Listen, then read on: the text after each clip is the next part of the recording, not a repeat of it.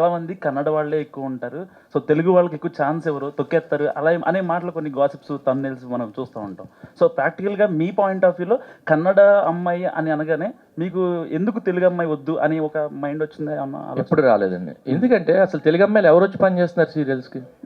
సీరియల్స్కి ఎంత టైం పని చేయాలి ఎవరికైనా తెలుసు అసలు? అదే అంటే ఎవరు వాళ్ళకి న్యూస్ కావాలి కాబట్టి రాసుకుంటారు. తెలుగు అమ్మాయిలు వచ్చి నేను అప్రోచ్ అయ్యా ప్రేమంత మధురం టైంలో.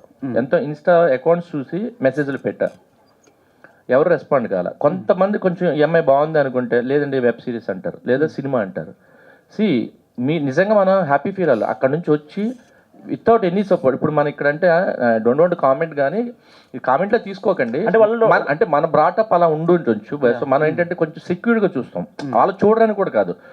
మనకు ఎవరైనా రావాలంటే ఒక ఆడపిల్ల ఒక షూటింగ్ రావాలంటే 100 ఆలోచించుకుంటారు వాళ్ళు. అడ్డంకి బోల్డ్ ఈ అమ్మాయి ఉంది, తను ఒక్కదే వస్తుంది, పని చేసుకుంటుంది, వెళ్ళిపోతుంది. ఇలా ఎంతమంది అమ్మాయిలు కన్నడ అమ్మాయిలు వచ్చి పని చేసుకెళ్తున్నారు?